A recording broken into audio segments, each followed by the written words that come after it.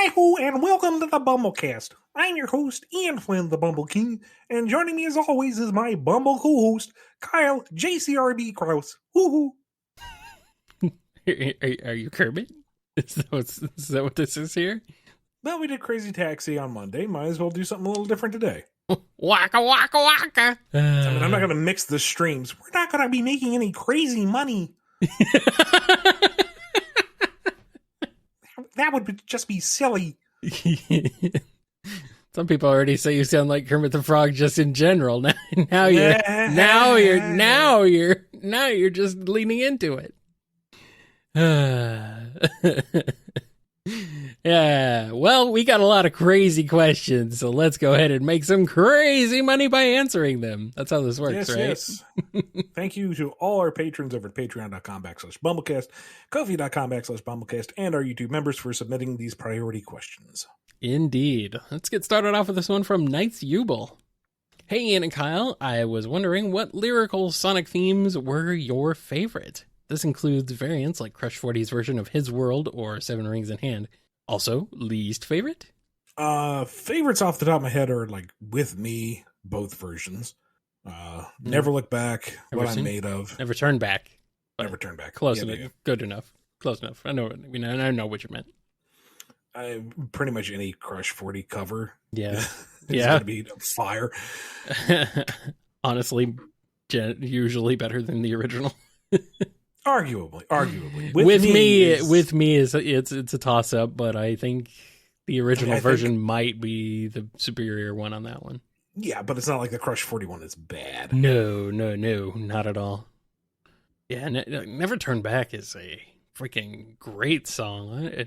I feel like that one gets kind of overlooked, but man, we've said it before on the show. Fantastic. It's a good standalone song, never mind a Sonic theme. Right. It just lyrically, it doesn't even it doesn't necessarily even have to do with Sonic. It's pretty general and overall. So you can, or Shadow, I should say. It doesn't have anything specifically Shadow to it necessarily. So it can just stand on its own.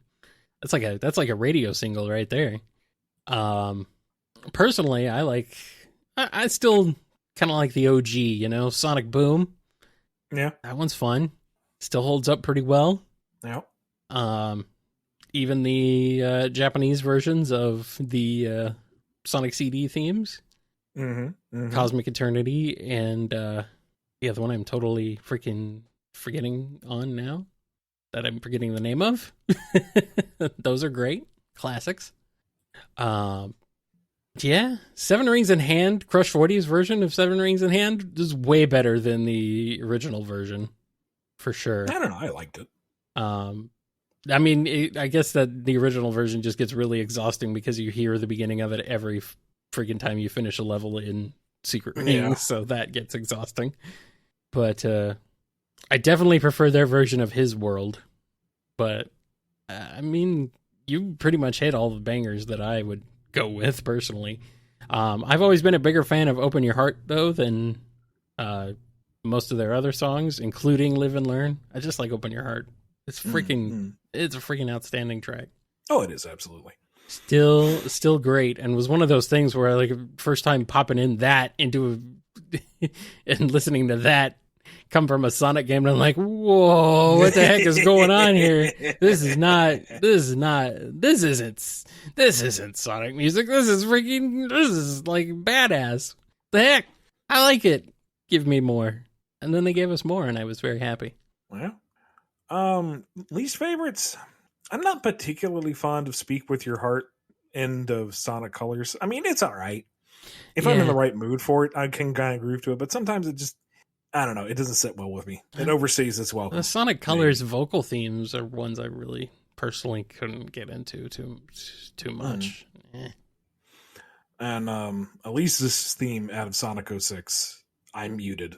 I can't even remember it. I mean, don't sing it to me. You don't have to. I'm just wondering, what? I mean, I hesitate to just flat out say it's bad because there's somebody out there who's going to enjoy it, and I don't want to rain on their parade. Mm-hmm. But I really did not care for it myself.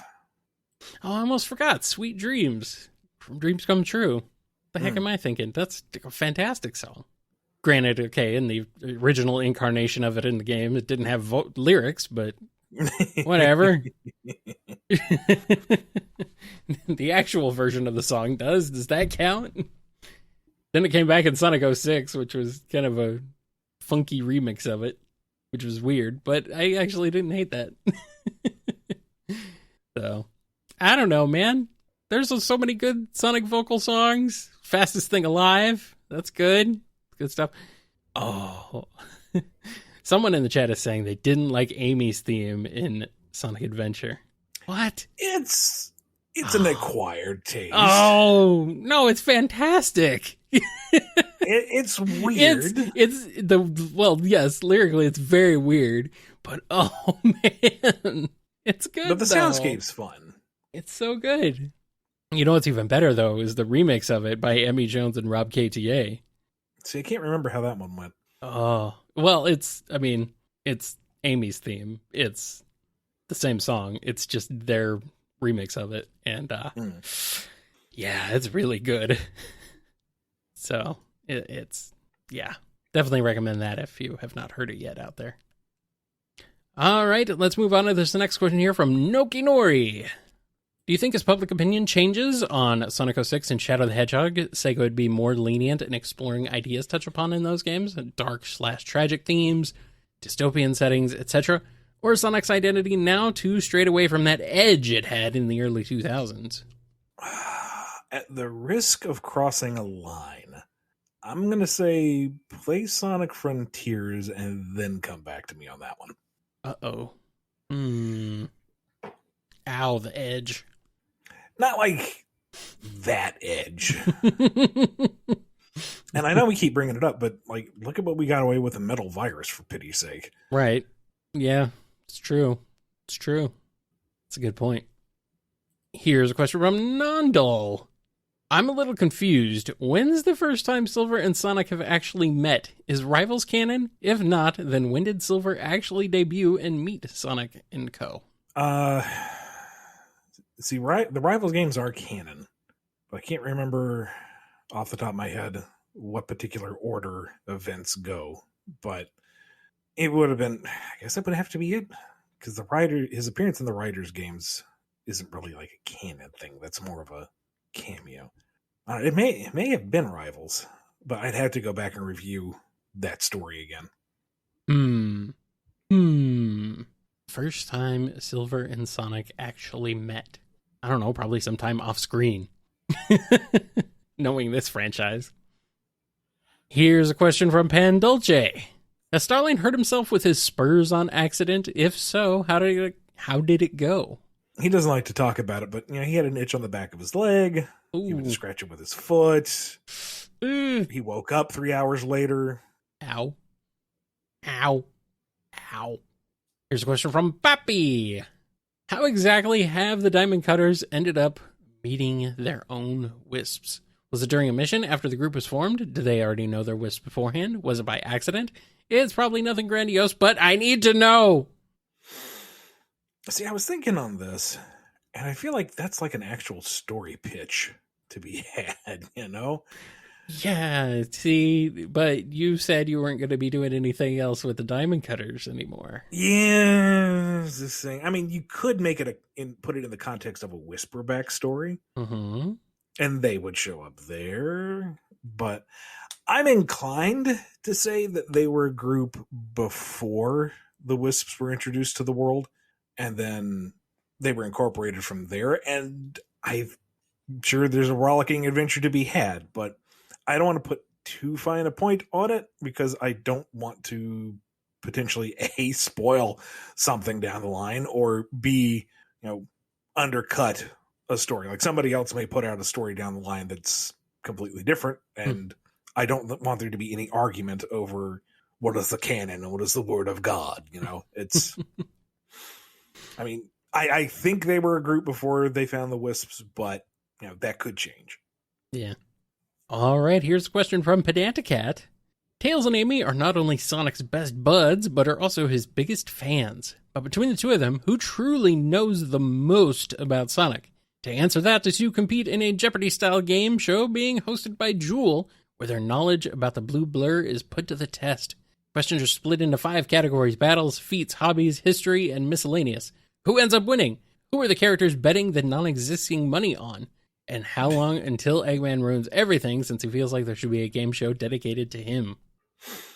Well, you see, the whole thing has been rigged by Eggman, so that every single buzzer input clicks down a timer on the bomb under the stage. But unfortunately, they're both so quick and adept with it that they end up finishing the game before they click the counter far enough down. Mm-hmm. He gets real anxious when Amy is hammering on that button because she was so sure she was going to get that answer first, but it's still 20 seconds away.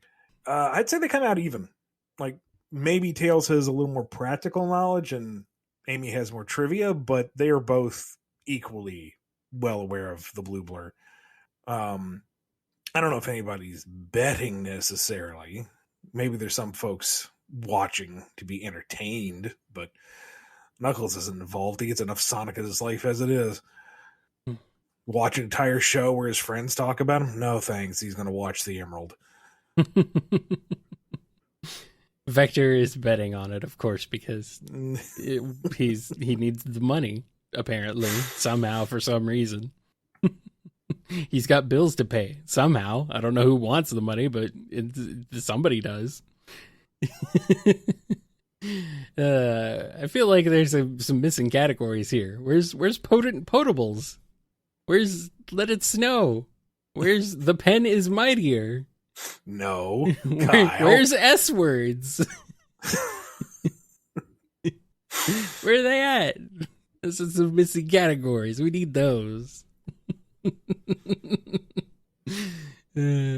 Colors that end in Urple. I forgot about that one. States ending in Hampshire. I have a Chardonnay. Thank you, guys. Thank you. Qaggle has a question. I know you don't look at any fan works, but does this include Evan's Ghost of the Future or Tyson's Nipples the Enchilada thing? I know this is mostly a personal choice and not a decree from on high by the Sega Sammy Choir, beckoning Sonic fanfic to removed from your Google Images search. But since you've worked with them, does that change anything? Or have you had to stop Evan whenever she starts talking about her stuff? No, I've never had to stop Evan, but I also do avoid it out of respect for her.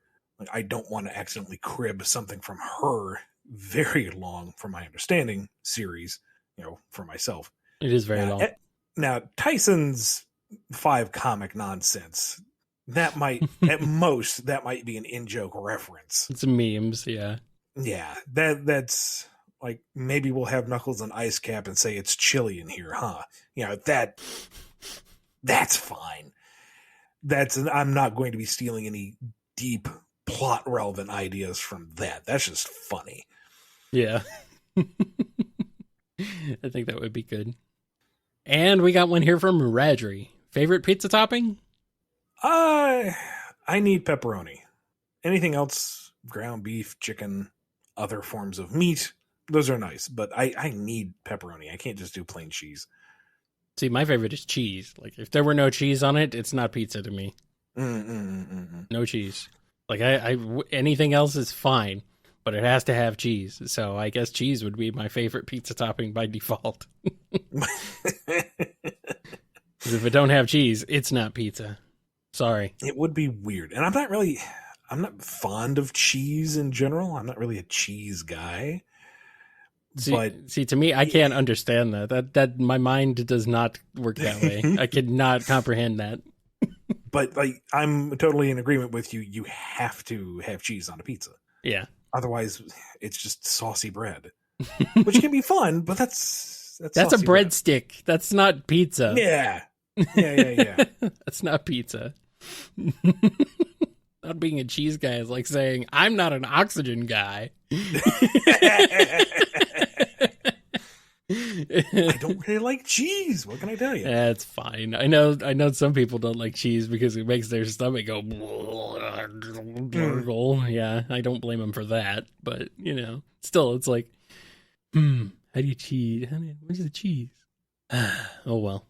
I would say no cheese as long as it's got left beef. If it doesn't have left beef, then I don't want it. Here's a question from Ryoko Shion.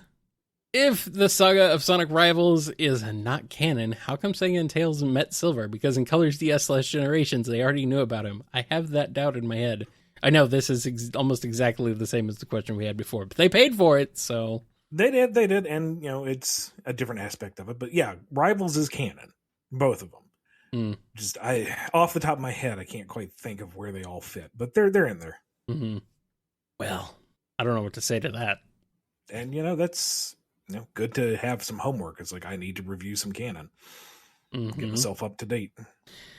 Yeah, Ian. How come you don't know everything ever written about Sonic off the top of your head immediately on the show every time we go and do it? Why don't you know it all, Ian? All of it ever. It's like, hey, I live like Sonic. I gotta go fast, and that includes the onset of senility. How dare you ever be wrong about anything and still call yourself a Sonic fan? How dare you never play any Sonic games ever? You never played any of them. And I can tell just based on your answers on this podcast. Because you forget things. How could you forget things, Ian? It's not like there's been 30,000 Sonic games over the last 31 years or anything. I don't know what I'm going to do about you, buddy. I don't know, man. I don't know. I just don't know. What I do know is we have a question here from Sam Cybercat. Feel free to ignore this if it's already been asked. Well, too late for that. But how would Starline feel about Robotnik in some of the other spin-offs if he existed there? I'm particularly interested in how you feel about the Sat AM and Adventures of versions. See, I feel like we answered this before, and I went and checked the Q&A master list, but I couldn't find it in the year 2022. Yeah. And I'm not going to dig through 2021 because that was a whole year ago. So what? I was going. 2021 was yesterday. What are you talking about? So instead of the snarky, oh well, if you want to know if a question's already been answered, check the Q&A list. Answer, then we're gonna answer it legit. Okay, so do it. I'm already eating crow on this. I don't know if he could tolerate Adventures of. Like, no. I mean, that Robotnik certainly has a presence, and he is all about his assertive command, but he's a different style. He's a different type of in-your-face than modern Eggman, and I don't know if Starline would go with that. Even Starline, who would normally kowtow to Eggman and let him take the spotlight, probably, right? Like, over Starline, he'd probably let Eggman take the spotlight. He'd be like, man, you were way too much. You're more than I am. You're more extra than I am. More extra than Starline. Which is, I think he'd get frustrated too, because it's like one day Robotnik is going to, bulldoze a dam and flood a town, and the next day he's mad because there's a country singer making fun of him.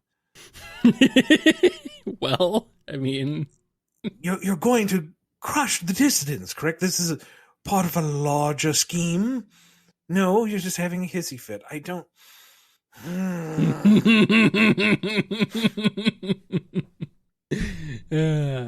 Oh well. I think he would be kind of enamored with Sat AM Robotnik at first. Yeah.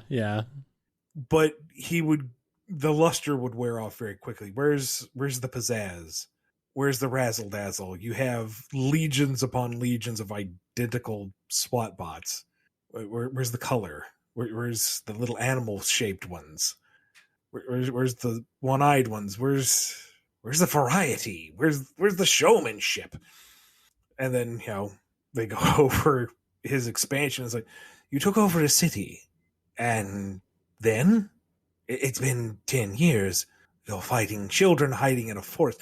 Burn down the forest! Why haven't you burned down the fort? Okay, I'm moving home. The real question is, though, would that version of Robotnik tolerate Starline eventually, or would he just end up roboticizing him? Fair point. Fair point. Yeah, that's what I'm wondering. Dr. Starline's no good, very bad day. Yeah, I was going to say. It's like, you know what? If I were Robotnik in that situation, I'd be like, okay, into the roboticizer with you, buddy. Yeah, Starline might get like 5 words of sass in there, and then, yeah, straight in the tube. I think so. Sniffly has like a momentary concern of job security, and then nope. Nope. And then the tube opens and Robo Starline walks out, and Robotnik's like, "You were saying?" Whatever you want me to say, sir. Good. So I can't think of anything really distinctive of Underground's Robotnik. Yeah, because he showed up so little from what I can remember. I don't remember him at all. And Sonic X's Eggman is basically modern Eggman, maybe a little goofier. Yeah, I think in a previous question we did say that Archie Eggman would be the ideal Starline Eggman. And Boom Eggman. No. Boom Eggman would be very similar to Adventures of, but, you know, not evil enough. Yeah. Here's a question from Saving Throws. Oh no, Ian and Kyle have been transported to Sonic's world. And right before the guest episode with Off, guess it's his podcast now. Okay. Meanwhile, you boys find yourselves being pulled out of the checkerboard patch of grass to discover the tiny Chow hoisting you up by your ankles. Cream the rabbit is with him, and she asked you over to her mother's house for dinner. Considering you may never see your family or friends again, what do you ask the motherly rabbit Vanilla to make for you? Any home-cooked meal, guys. None of this burgers and pizza nonsense. Are you saying burgers and pizza are nonsense? Yeah, them's fighting words. Yeah, I don't know. That being said, you better make a 20 on that save and throw, sir. That being said, we're getting a fair number of isekai questions. Well, I don't know. Maybe people watch too much anime. I don't know what they're doing. I don't know what you guys are doing these days. I don't know. Day one, I ain't gonna be picky. Thrown into a different world at the mercy of somebody else's hospitality, whatever she's making, I'll eat it. I'm kind of curious. I'm kind of curious what it would be, because, you know, maybe there's some different flavors in there from usual. Yeah. I mean, I don't know. I'm curious. Like, what does Mobian meatloaf taste like? As long as it's not made out of Mobians, I guess that's fine. It could be made out of Mobinis, though. I don't know, flicky meatloaf. KFC, Kentucky Fried Flicky. Yummy. Delicious. All right. There's too many food questions on this week. Oh well. Let's take a break and then come back with more BumbleKast.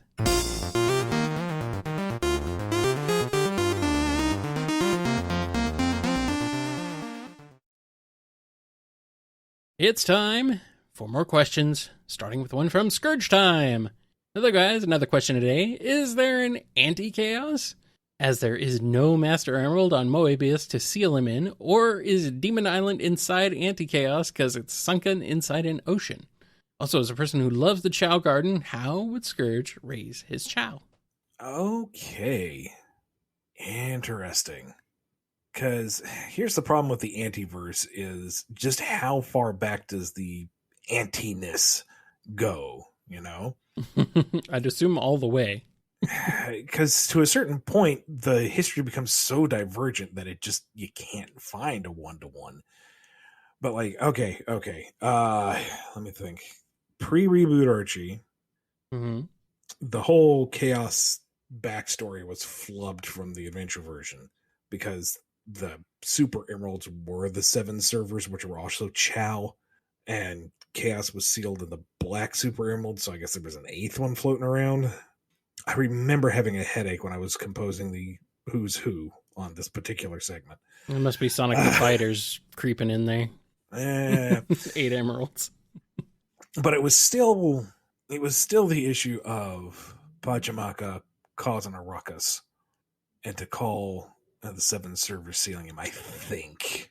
Oh man, it's been a long time since I had to think of that. So, but the core of it was still there. Pachamaka's aggression, Tikal trying to save everybody, Chaos going berserk and having to be sealed away. So the antithesis of that would be Pachamaka and his tribe are totally peaceful, and Tikal is the instigator who is riling the originally vicious Chaos into attacking. Mm-hmm. But then the very peaceful anti-Knuckles tribe God, this is silly, managed to placate Chaos into a state of peace that he willingly seals his power away in Super Emerald. All right, there you go. There's your mental gymnastics. Tikal is Rita Repulsa. And they lock Tikal in there too because she's awful. Anti-Tikal, let me specify. Anti-Tikal, yes. I want to see Anti-Tikal now. Has anybody done that? Does that exist? Evil Tikal? Probably somewhere. Somebody show me that. After 4,000 years, I'm free! Now see, Anti-Robotnik wouldn't be looking to release things. Or maybe he does. He finds the ancient stone tablets of this wonderful, peaceful, benevolent water god who's been trapped for thousands of years. So he takes it upon himself to release Chaos because the poor thing probably has a cramp in its watery legs. Except he ends up releasing Anti-Tikal, who is this horrible little pink glowing gnat who is giving people all these horrible visions, and she wants all the Anarchy Barrel to turn into perfect Anti-Tikal. And she's just stomping on people. Oh, I want this. Okay, I'm seeing. Okay, some people have done Anti-Tikal art, and it looks amazing, beautiful. I'm not surprised. Excellent. And apparently, she's also in Ghost of the Future. I didn't know that. Yeah, well. As for Scourge and Chow, he wouldn't raise them. He has no patience for children. Like, if they're in his way, he'd punt them. If they're not in his way, he'd run over and punt them. There'd just be this wake of dark Chow in his path from all the physical abuse. Yeah. Antique. Nice. That's pretty good. And we got a question from Scruffy Matt. It was recently announced that a new Monkey Island game is in the works. Are you hyped, or do you fight like dairy farmers? I never got to play the Monkey Island series. I have played very little, but I have enjoyed what I have played, and I need to play more. But adventure games are not always my speed, and it's been a long time, so I should probably play the other ones first before jumping onto a new one. But I think it's great that there's going to be a new one. Oh, sure. Yeah. I fight like a cow. Yes, it's true. Here's a question from Scurvy Power Dog. Not too long ago, I was watching an episode of Darkwing Duck, and in it, Darkwing was writing his own script for a Darkwing comic. Through the episode, we also see the other characters of the show adding stuff and writing the script too, so it got me thinking. What would a Sonic comic be like if the Sonic characters themselves wrote the script? A Sonic comic written by Sonic, Tails, Amy, Eggman, etc. Feel free to add in some IDW characters. Guess what? You just pitched another Sonic Boom episode. And that was the plot of one of the stories in the last Classic special.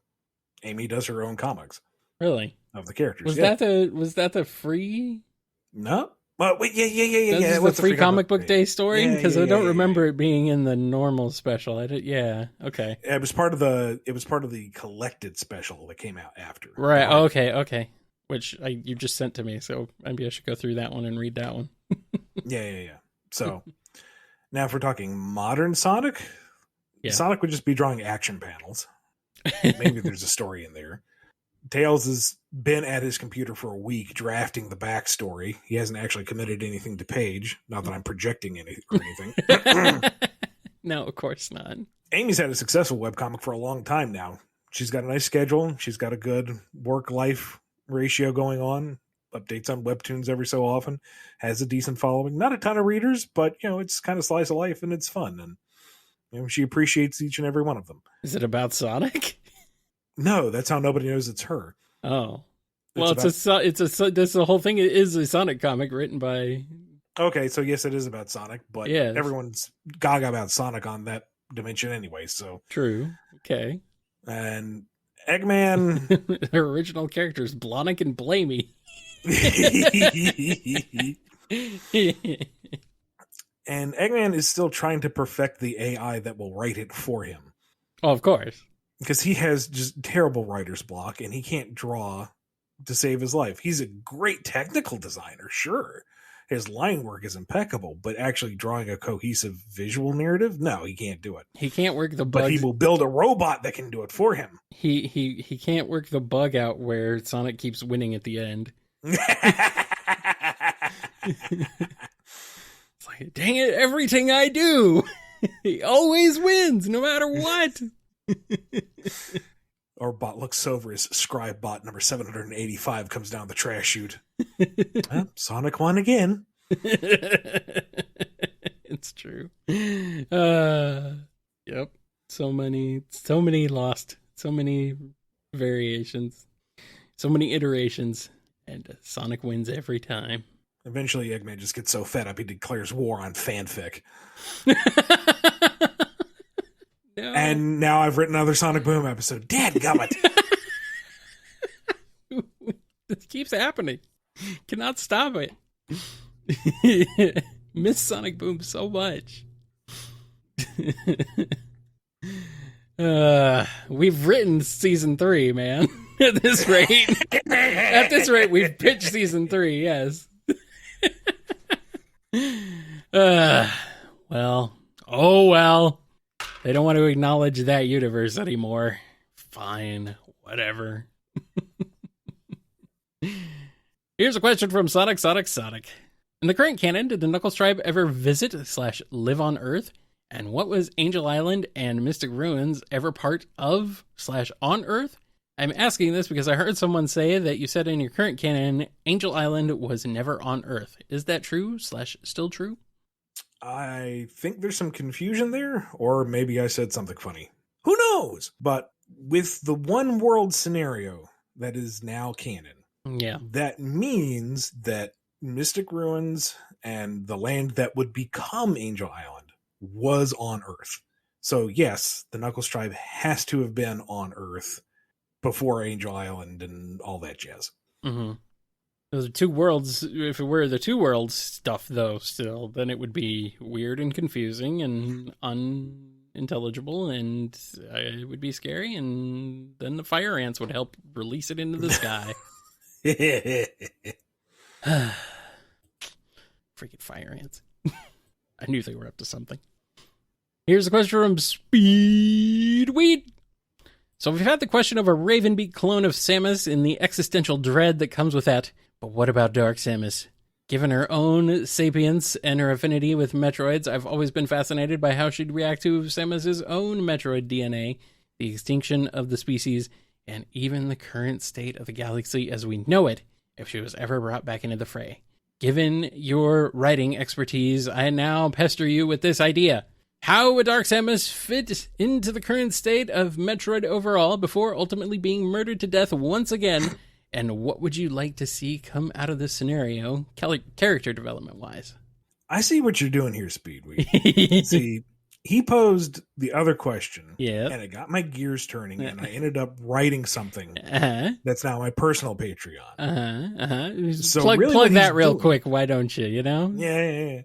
What he's doing is he's trying to make it happen again, and darn it, if I had time, it'd work. Absolutely. Here's the thing, though. Before I could ever, one, properly answer the question, two, give in and write more, you fiend, I need to do more research on Dark Samus, because my memory of her specifically in the Prime trilogy is fuzzy at best. And from what I can recall, we don't get a ton of insight into her mentality directly.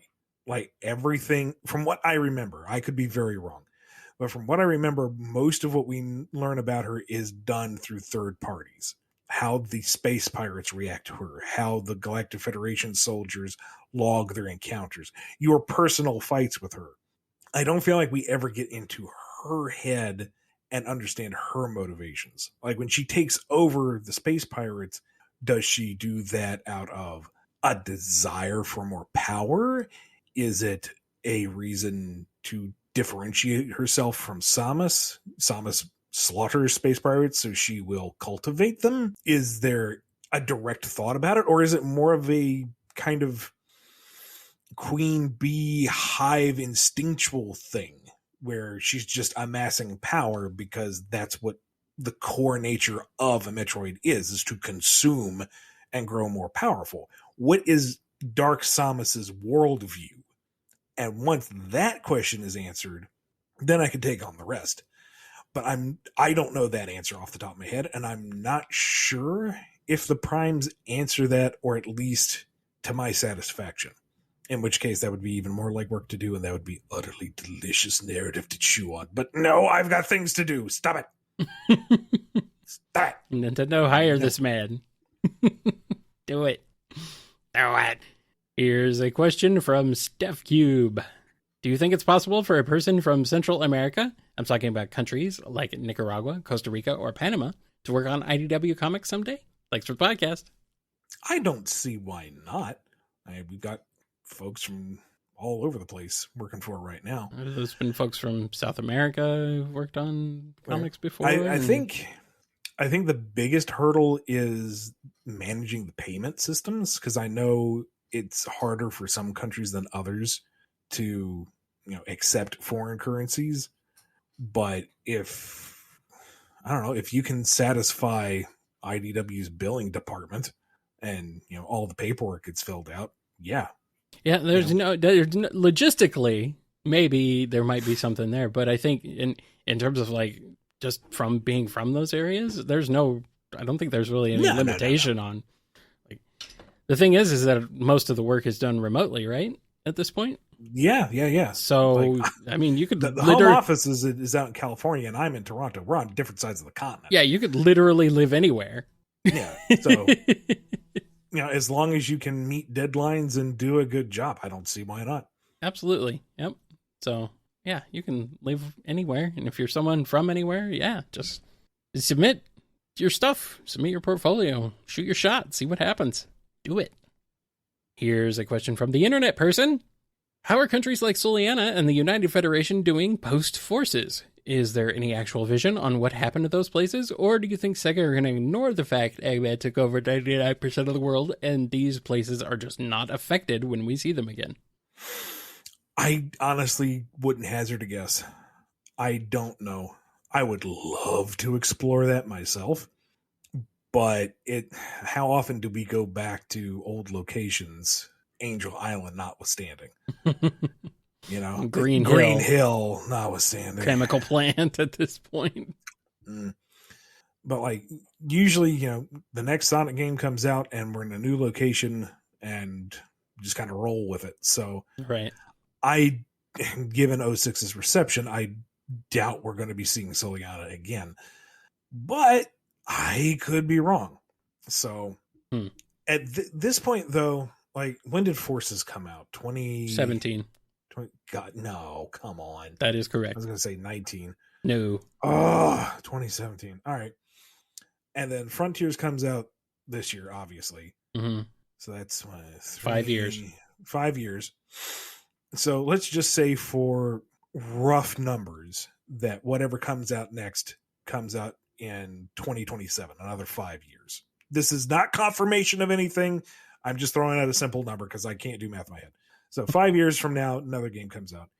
That would be 10 years to follow up on a plot point of a game that wasn't critically well received, to reference regions of a game that also was not critically well received from, 21 years at that point? Yeah. So the question becomes, is it worth it to go back to those places? I mean, I would love to see it in the comic. The comic would be a great place to do that sort of thing, right?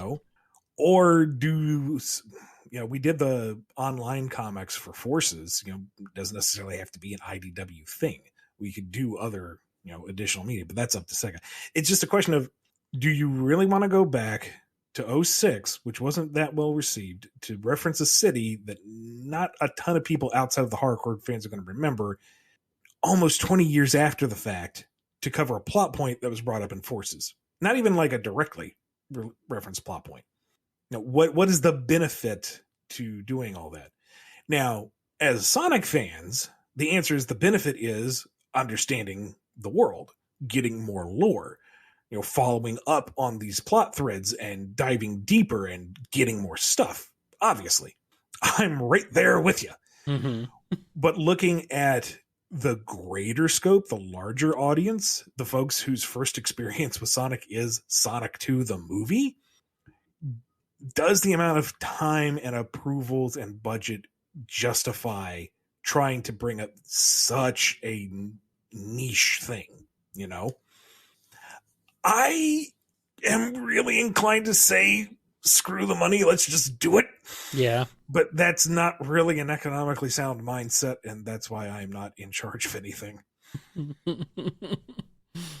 Yeah. Oh, well. That is why there are checks, because I have no balance. It happens. Now we got a question here from Wild. While browsing his vast database of Eggman's previous plans, Starline stumbles across a file titled Anti-Sonic Project. One labeled the S5 Squad catches his eye, and with no hesitation, he decides to reactivate them from his stash of badniks.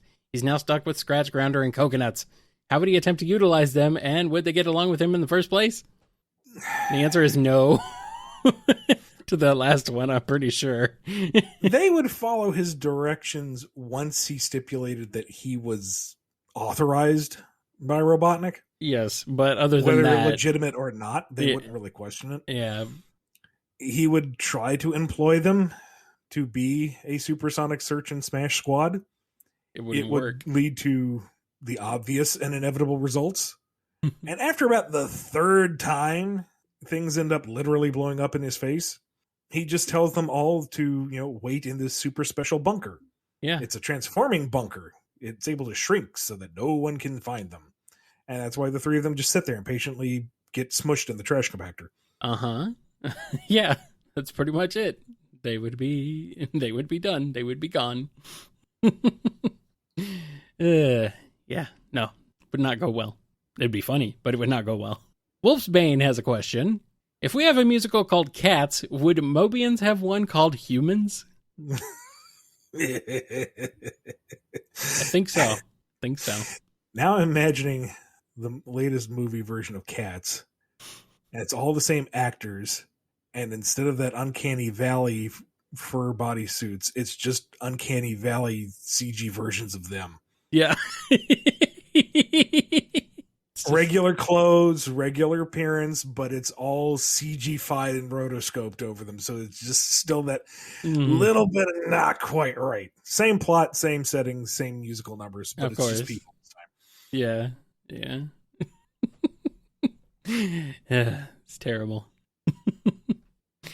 And here's a question from The Cartoonist.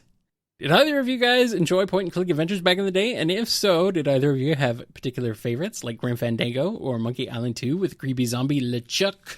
Again, I never got to play any of the early PC games that everyone remembers so fondly. Yeah, me neither. It's weird. My history with computer games is very different from like most people's. I mean, there's some crossover. Like, obviously, I played Oregon Trail at school. That was a big one. And I guess that is a point-and-click adventure, sort of. I mean, depends on if you had the mouse version or not. Keyboard version. So, in a way, that's like an adventure game. So, that could work. But yeah, most of the time I was playing like racing games and stuff. So a very different experience with early computer games than most people for me. Like I never played any those games before. Like I think the first time I really played that sort of game might have been Telltale It might have been Strong Bad School Game for Attractive People. No.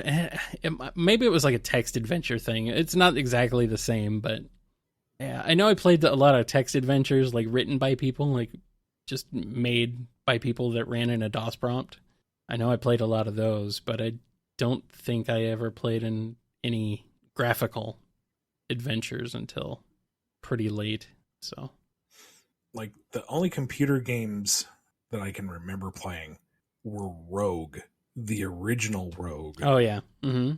And after that was like TIE Fighter. Mm-hmm.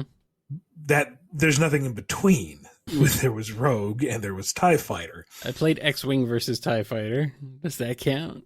Yeah, because it's part of the same series. Yeah, it is. It is, yes. And those are they're all very good games, though. Kind of ridiculous in terms of, like, being a actual simulation of piloting an Empire or an Alliance spacecraft. It's like... Also one of young Ian's very first lessons on indoctrination and propaganda after playing heaven knows how much TIE Fighter and taking out the rebel scum and protecting the interests of the Empire, and then going and actually watching the movies again. It's like, I'm feeling a little uncomfortable all of a sudden. Are we the baddies? Yes. Yes, you are. The Empire is not ran by good people. Maybe there's good people in it, but it's overall, it's not a good organization. But I got medals, and yeah, that would have been me. Luke's blowing up right now. Yeah, pretty much.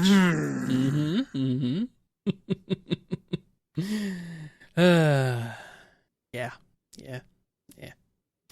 And we got one last question here from Noni. Has Starline really been far, even as decided to use even go want to do look more like?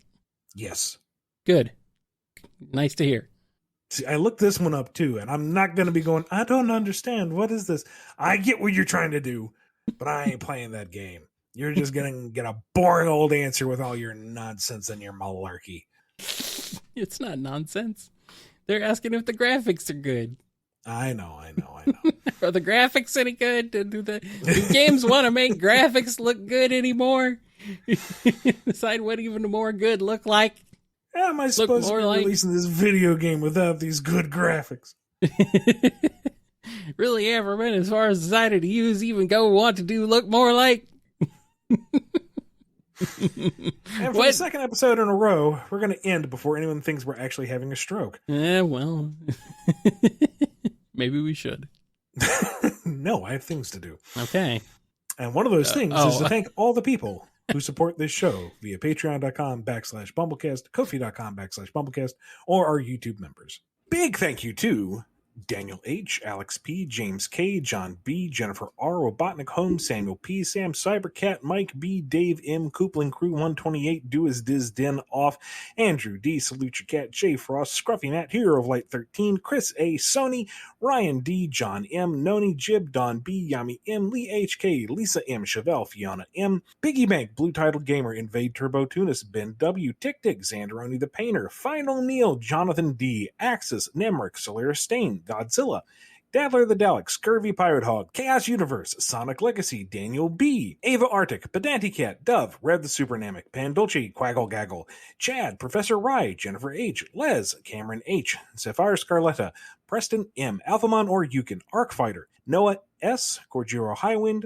Sonic Ranger, Chase L., Nondal, Alex G.S., Awesome Cakester, Kimiko, Radry, Callum Q, Shaggy Dog, Jack the Animator, Just a Mountain Soul, Finest Cacophony, Ty H, John the Real Waluigi, Maddie H, Jolene B, KJB, and Tails, Dreamboatin, In Zephyr, Owen BD, Mox Derucival, Knights Yubel, The Marble Gardener, T Ranger, Lewis J, For Sonic Fan, Joshua S, Omega Watt, Agent Kaz, Navarre, Exidal, Patton M, Ty Cyan, Lemur Chicken, Jamal S, Leon Strife, Rhythm Raccoon, Lacey M, Wild 48, Fenris Asker, Pat, Delta God 77, Dapper Shinks, Miggy Sawdust, Pig Dan 20, Jinx, Unlikely Veronica, Spiral Warrior, Phi, Angela V, Afro Liffy, Chaosonic 1, Madeline Bluestar 7, Master Sword 648, Mighty Ray, Noko Nori, Scourge Time, Speedweed, Steph Cube, The Internet Person, Zay Cartoonist, Ryoko Shion, Meta Mode, Danny the Light, Frost the White Lion, Agnes S., and Wheels 282 Hedgehog.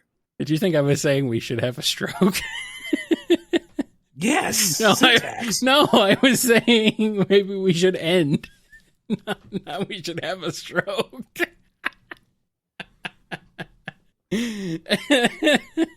Oh, Kylathan, you vex me so. Evil Takala is going to take us right out. We will see you Friday for a standard Q&A episode. Until then, be good to yourselves, be good to each other, and we'll see you next time on the BumbleKast. Chaos is power. Not enriched by the heart, it's just power. 1 second. Midna? Sorry, the cat has decided that now is the perfect time to climb on shelves that like to fall down. I will skin you alive, animal. You're the one who named her Midna. This is... Yeah, I know. You just brought this on yourself. You've been listening to the BumbleKast, a co-production of Bumble King Comics and the KNGI Network. Original theme music composed by Ken Coda Snyder. Remixed intro by T-Lopes. Find out more information, along with podcast feeder links, MP3 downloads, and more at bumbleking.com and kngi.org.